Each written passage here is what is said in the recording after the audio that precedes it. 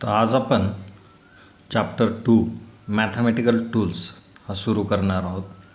तर mathematical tools म्हणजे जे फिजिक्समध्ये जे प्रॉब्लेम्स आहेत तर ते प्रॉब्लेम सॉल्व करण्यासाठी आपल्याला डिफरंट मेथड्स यूज कराव्या लागतात आणि त्या ज्या मेथड्स आहेत त्यांना आपण मॅथमॅटिकल टूल्स असं म्हणतो. मग हा चॅप्टर शिकल्यानंतर आपण काय शिकणार आहोत या चॅप्टरमध्ये तर बघा, to distinguish between scalar and vector quantity. Scalar quantity म्हणजे काय आणि व्हेक्टर क्वांटिटी म्हणजे काय हे डिस्टिंग्विश आपण करू शकतो. म्हणजे याच्या दोन्हींमधला डिफरन्स काय आहे, फरक काय आहे हे आपण सांगू शकणार आहोत.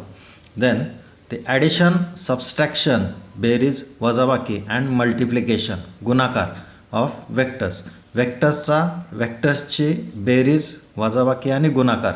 तर गुणाकारामध्ये आणखी दोन टाईप्स आहेत, scalar and vector product. Scalar product आणि व्हेक्टर प्रोडक्ट. स्केलर प्रोडक्टलाच आपण क्रॉस प्रोडक्ट म्हणतो आणि व्हेक्टर प्रोडक्टलाच डॉट प्रोडक्ट म्हणतो. तर आपण ज्यावेळेस हा टॉपिक शिकू त्यावेळेस आणखी तुम्हाला डिटेलमध्ये मी सांगेन.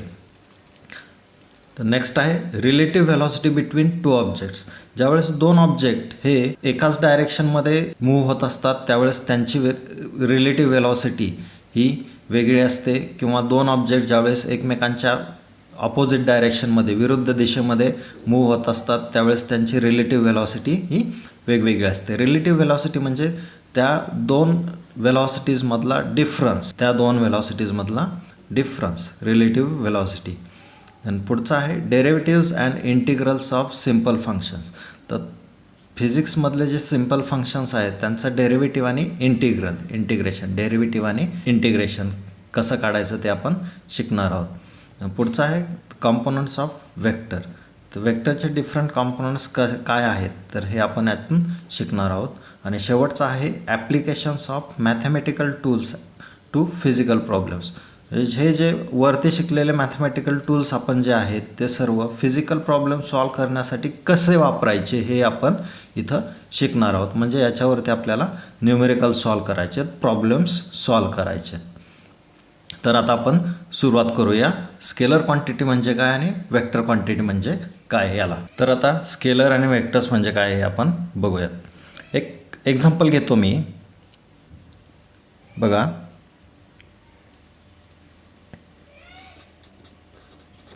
एक व्यक्ती ए या ठिकाणी उभे आहे आणि ती व्यक्ती अगोदर 3 किलोमीटर चालत जाते.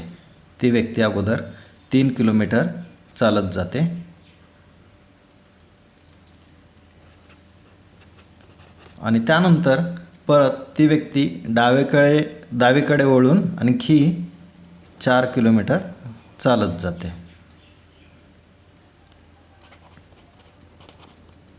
बरोबर आहे. ए पासून बी पर्यंतचं अंतर आहे 3 किलोमीटर आणि बी पासून सी पर्यंतचं अंतर आहे 4 किलोमीटर. मग त्या व्यक्तीने ए पासून बी पर्यंत हे 3 किलोमीटर जे अंतर कापलं त्याला आपण काय म्हणतो, डिस्टन्स.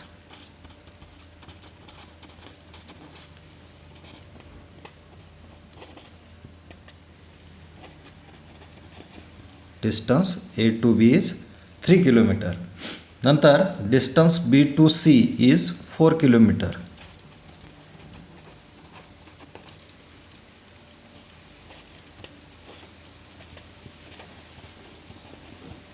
मग त्या व्यक्तीने एकूण किती डिस्टन्स ट्रॅव्हल केला,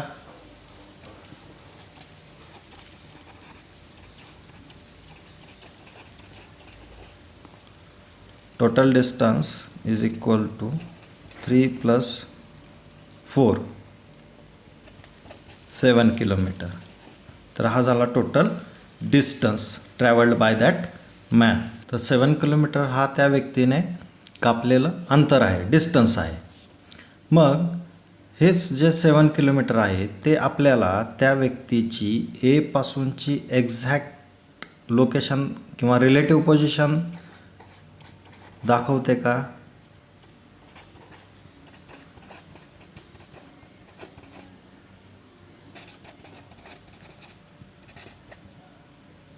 relative position from A. Relative position from A दाखवते का? तर नाही दाखवत. कारण का? तो व्यक्ती अगोदर ए पासून बी पर्यंत गेला आणि बी पासून सी पर्यंत गेला. तर रिलेटिव्ह पोझिशन फ्रॉम ए आपल्याला कशी मिळेल? तर relative position from A is A C.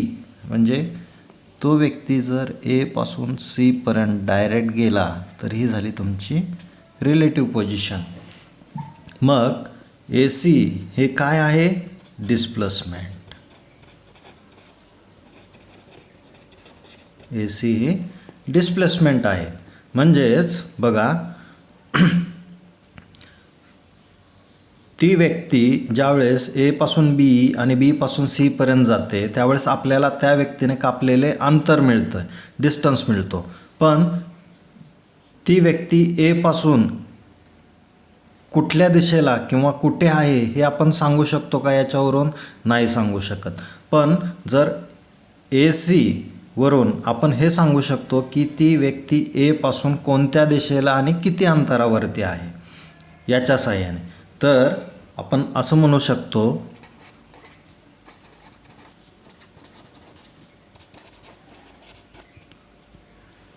Some physical quantities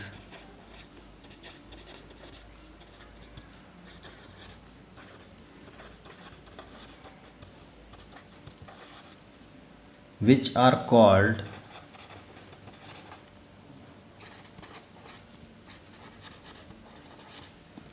scalars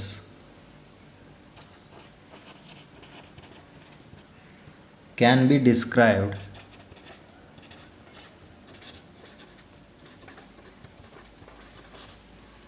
with magnitude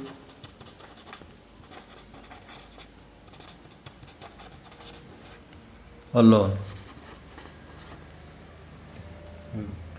बघा, मग याच्यामध्ये distance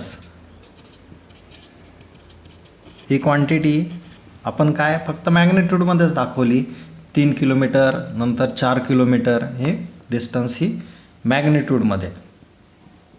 wear as some other physical quantities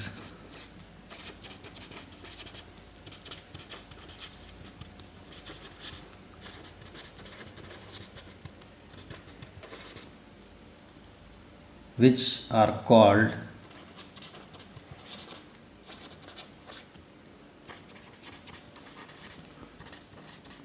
vectors need to describe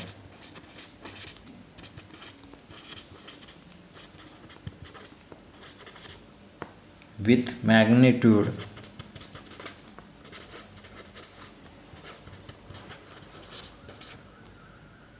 as well as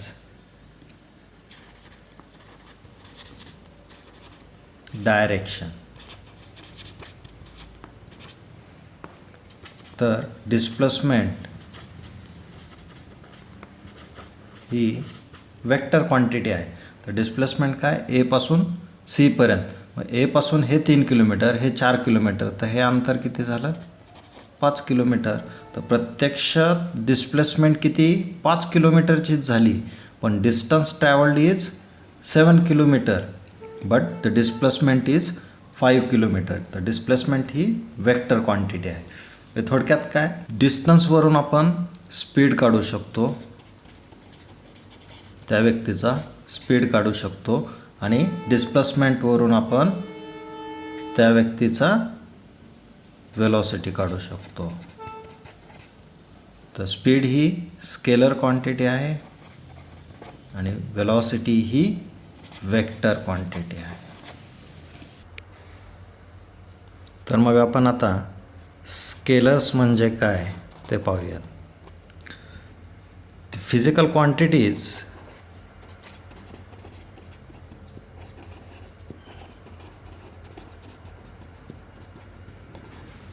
which can be completely described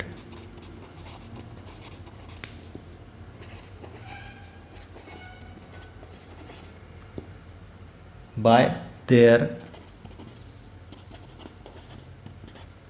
magnitude only.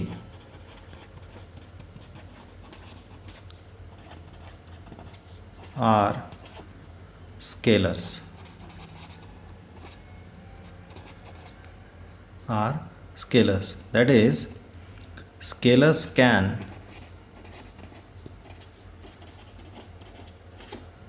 specified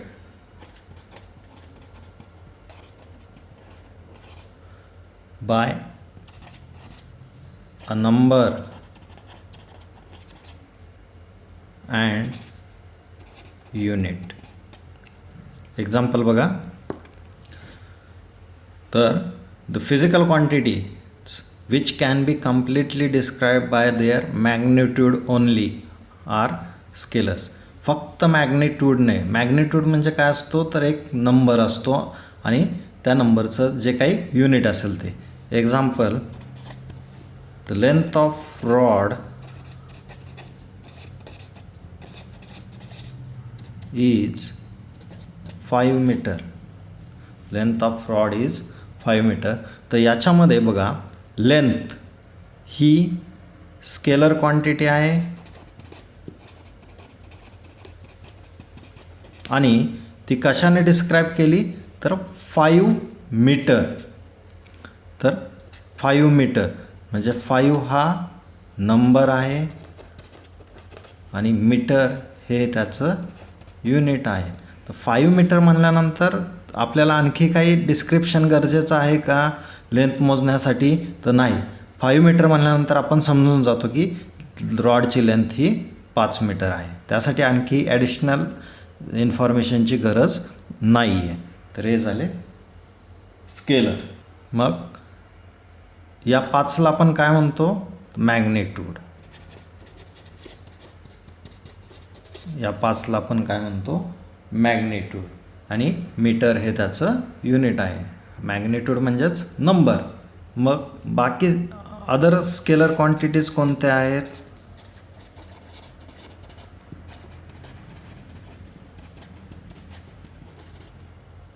बघा, मास आपण kgमध्ये मोजतो, time, temperature,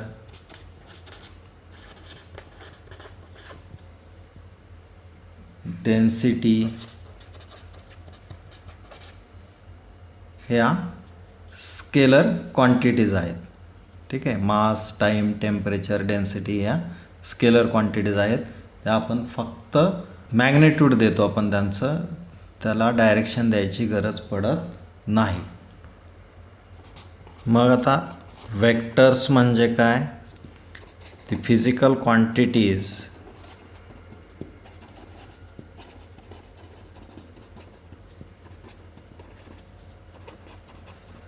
which requires magnitude as well as direction to completely describe such quantities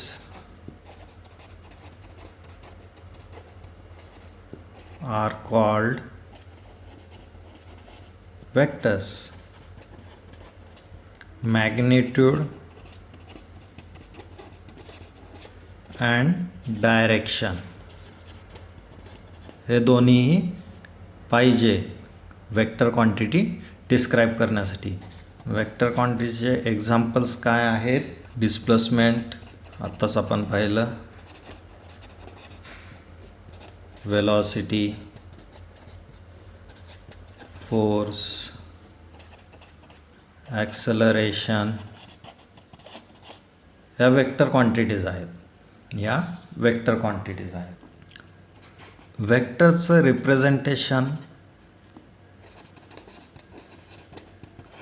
कसं करायचं? तर vector represent करण्यासाठी जे वेक्टरचं letter आहे, suppose x हा एक वेक्टर आहे, तर या एक्सच्या डोक्यावरती एक ॲरो काढायचा किंवा एक्सच्या डोक्यावरती एक लाईन काढायची. तर याला आपण एक्स बार असं म्हणतो. म्हणजेच एक्स हा वेक्टर आहे. एक्स हा वेक्टर आहे. आणि दिस इज वेक्टर. आणि ज्यावेळेस आपण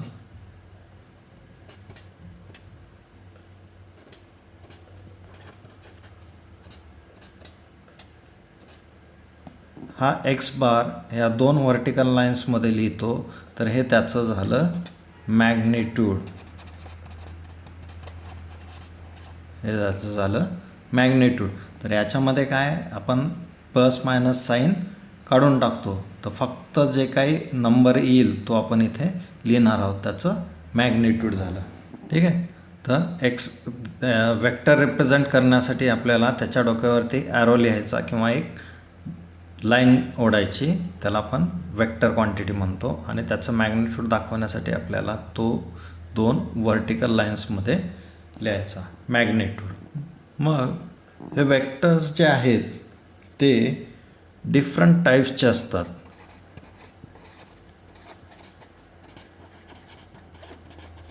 वेक्टर्स जे आहेत ते डिफरंट टाईप्सचे असतात. तर पहिला आहे झिरो वेक्टर. त्यालाच आपण नल वेक्टर असंही म्हणतो. नल म्हणजे झिरो, नल म्हणजे काहीही नसणे, नल म्हणजे काहीही नसणे और झिरो वेक्टर. तर मग याचं डेफिनेशन काय? अ vector having zero magnitude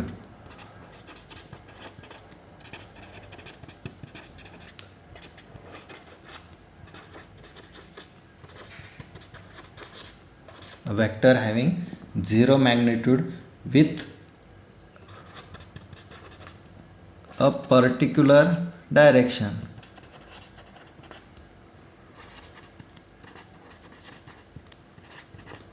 Particular direction is called zero vector. Zero magnitude म्हणजे त्याचं मॅग्निट्यूड हे झिरो असतं. मग याचे एक्झाम्पल्स कोणते आहेत बघा. पहिला आहे velocity vector of stationary particle.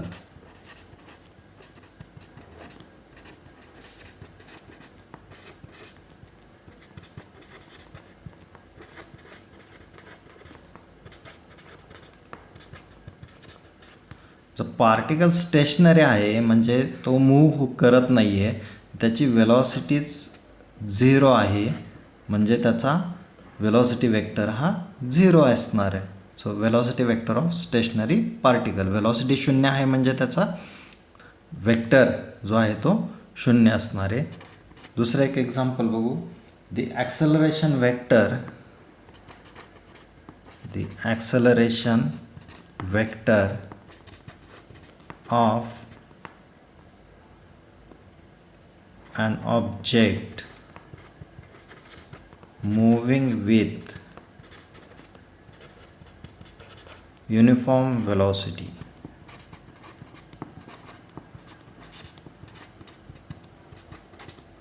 Uniform velocity म्हणजे change in velocity with respect to time is 0. Change in velocity with respect to time is 0. मग तुमचं ॲक्सेलरेशन काय? Change in velocity with respect to time आहे, म्हणजेच तुमचा D V हा 0 असणार आहे. तर तुमचा ॲक्सेलरेशन वेक्टर जो आहे तो 0 येणार आहे. ठीक आहे. युनिफॉर्म वेलॉसिटी, युनिफॉर्म वेलॉसिटी म्हणजे change in velocity with respect to time is 0. म्हणजे टाईमनुसार वेलॉसिटी चेंज होत नाही, वेलॉसिटी कॉन्स्टंट राहते प्रत्येक इंटरवल ऑफ टाईमला. ते झाले झिरो वेक्टरचे टाईप्स. दुसरा आहे रिझल्टंट वेक्टर.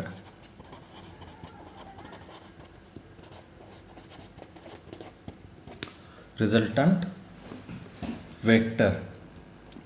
तर रिझल्टंट वेक्टर म्हणजे काय? It is the resultant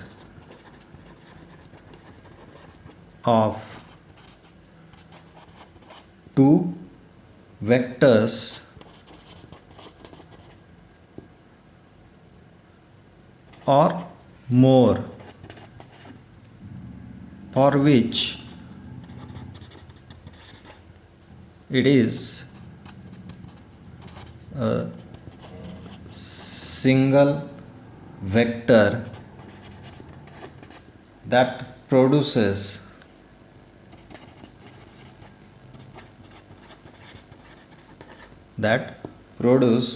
the same effect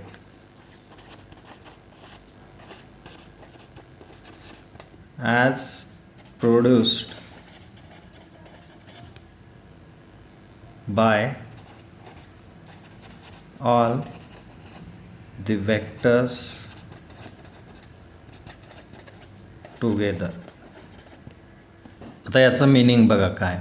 suppose एक ऑब्जेक्ट आहे ए या ठिकाणी आहे, तिथून त्याच्यावरती काही फोर्स अप्लाय केला, F1 हा फोर्स अप्लाय केला, तो बी या ठिकाणी गेला, तिथून परत फोर्स F2 अप्लाय केला,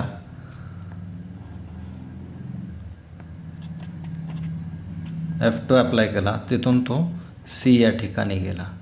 ठीक आहे. तर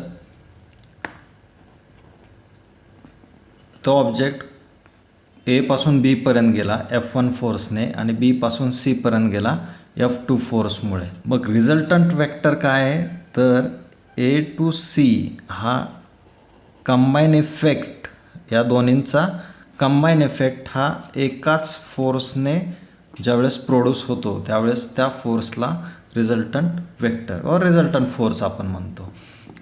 फोर्स हा वेक्टर क्वांटिटी, फोर्स ही वेक्टर क्वांटिटी. ठीक आहे.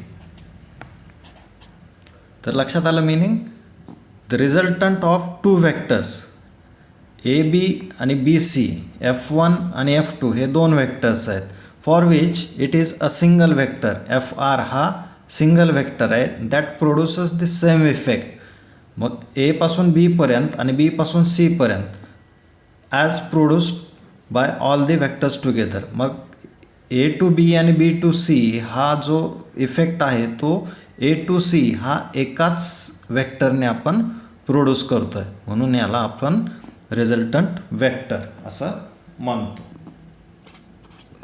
तिसरा टाईपचं वेक्टर आहे निगेटिव्ह वेक्टर.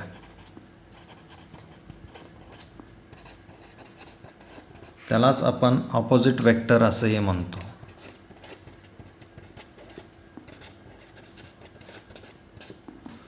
तर बघा निगेटिव्ह वेक्टर म्हणजे काय. It is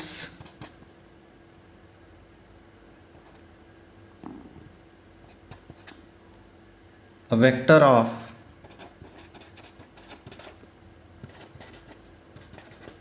the same magnitude but opposite in direction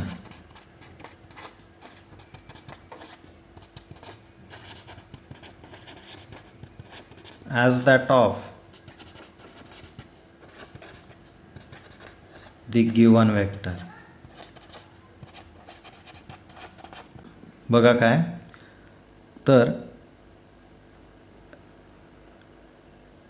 आपल्याला वेक्टर ए दिलेला आहे, तो या डायरेक्शनमध्ये आहे. तर याचा निगेटिव्ह वेक्टर किंवा ऑपोजिट वेक्टर आपण कसा ड्रॉ करू शकतो. Same magnitude opposite direction, same magnitude opposite direction.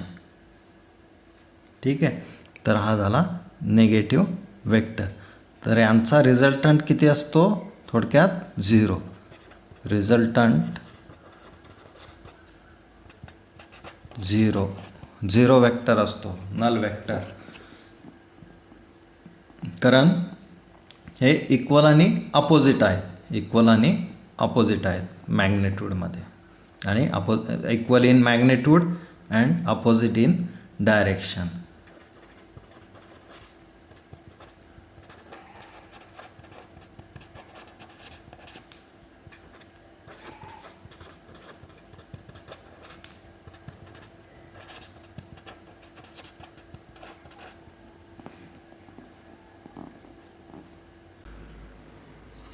चौथा वेक्टर आहे इक्वल वेक्टर्स.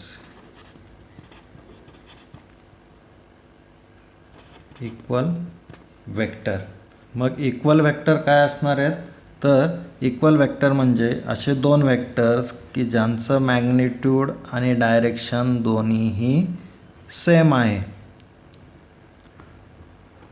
ए आणि बी हे दोन वेक्टर्स आहेत. मग यांचं मॅग्निट्यूड सेम आहे आणि डायरेक्शनही सेम आहे. तर इक्वल वेक्टर्स काय असतं, equal in magnitude and also in same direction असतात. ते दोन्ही सेम डायरेक्शनमध्ये असतात. दोन्हींचीही मॅग्निट्यूड आणि डायरेक्शन ही सेम असते. त्यांना आपण इक्वल वेक्टर्स म्हणतो. रिझल्टंट वेक्टर, निगेटिव्ह वेक्टर आणि इक्वल वेक्टर. पुढचा वेक्टर आहे position vector.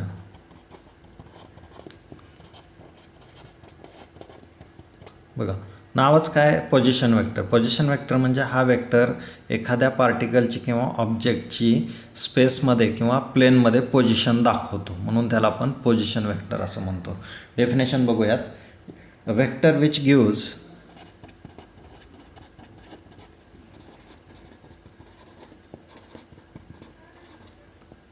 The position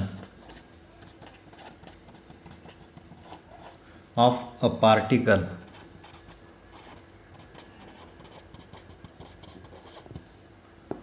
at a point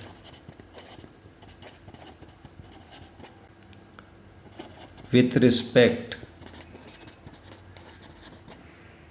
to the origin of a chosen coordinate system.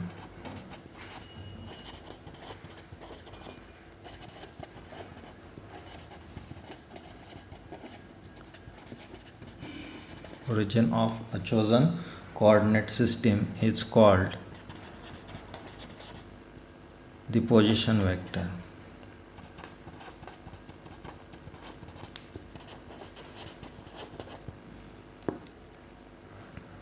Of the particle. बघा, a vector which gives the position of a particle at a point with respect to the origin of the chosen coordinate system. coordinate system म्हणजे काय, suppose आपल्याकडं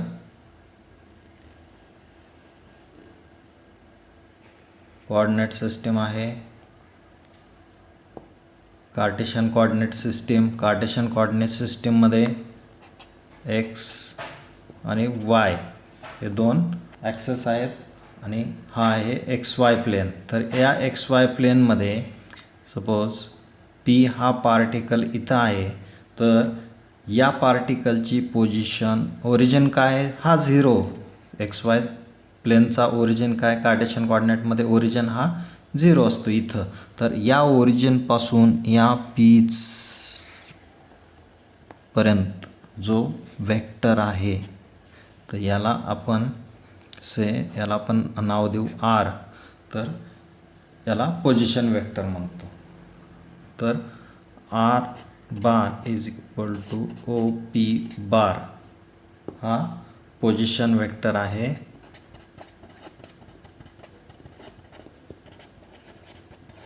of particle P. म्हणजे याच्या सहाय्याने आपल्याला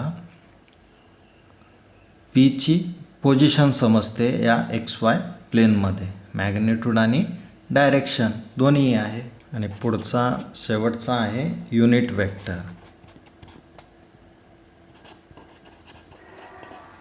unit vector. तर unit vector म्हणजे काय बघा, a vector having unit magnitude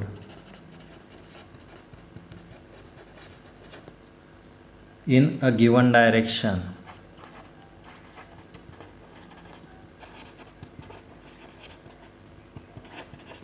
vector having unit magnitude in a given direction is called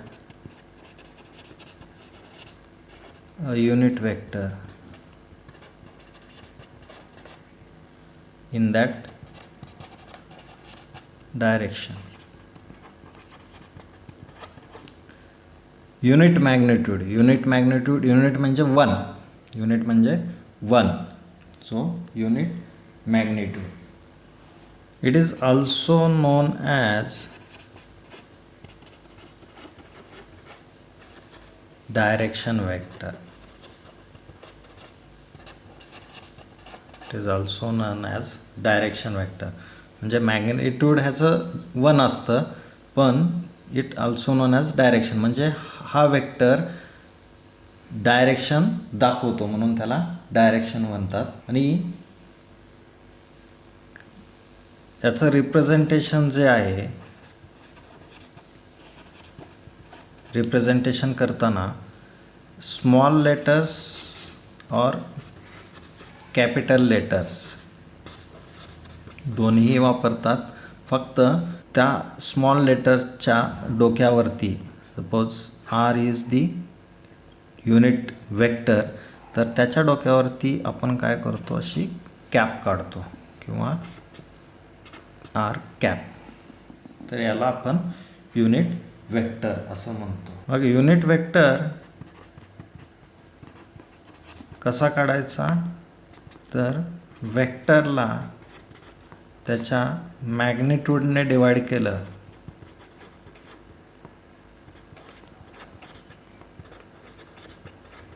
तर आपल्याला युनिट वेक्टर मिळतो.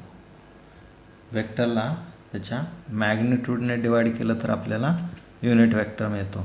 सपोज एफ हा वेक्टर आहे, तर याच्या मॅग्निट्यूडने जर आपण त्याला डिवाइड केलं तर आपल्याला त्याचा युनिट वेक्टर मिळेल एफ कॅप. स्मॉल लेटर किंवा कॅपिटल लेटर दोन्ही आपण वापरू शकतो. ठीक आहे. तर बघा, ही कार्टेशियन कोऑर्डिनेट सिस्टीम आहे. तर याच्यामध्ये 3 ॲक्सेस आहेत, एक्स, वाय आणि झेड. तर एक्स बार हा अलॉंग एक्स ॲक्सिस वेक्टर आहे, वाय बार हा अलॉंग वाय ॲक्सिस वेक्टर आहे आणि झेड बार हा अलॉंग झेड ॲक्सिसचा वेक्टर आहे. तर कार्टेशियन कोऑर्डिनेट्समध्ये आपण आय, जे आणि के हे 3 युनिट वेक्टर्स वापरतो अलॉंग एक्स, वाय आणि झेड डायरेक्शन रिस्पेक्टिवली. म्हणजे वी यूज आय, जे, के से युनिट वेक्टर्स आहेत. आय, जे, के unit vectors along x, y and z direction respectively. along x direction I हा युनिट वेक्टर आहे, along y डायरेक्शन j हा unit vector आहे आणि along z डायरेक्शन k हा unit vector आहे. तर यालाच आपण 3 डायमेन्शनल कोऑर्डिनेट सिस्टीम म्हणतो, dimensional system or cartesian coordinate system. मग तर युनिट वेक्टरच्या डेफिनेशननुसार आपण काय लिहू शकतो, I cap is equal to x bar upon magnitude of x bar. बरोबर आहे. जे equals to y bar divided by magnitude of Y bar and K cap is equal to Z bar divided by magnitude of z bar. And sometimes this magnitude is only represented like this, x y bar by y and z bar by Z. तर अशा प्रकारे आपण हे unit vectors I, जे आणि के काढू शकतो along x, Y and Z directions. तर एक्स बार, वाय बार आणि Z bar are the vectors along directions x, y and z respectively. तर पुढच्या लेक्चरमध्ये आपण वेक्टर ऑपरेशन्स कसे करायचे ते शिकूयात. म्हणजे addition of vectors, subtraction of vectors आणि मल्टिप्लिकेशन. त्याच्यामध्ये स्केलर प्रोडक्ट आणि वेक्टर प्रोडक्ट काय असतो हे आपण पाहूयात.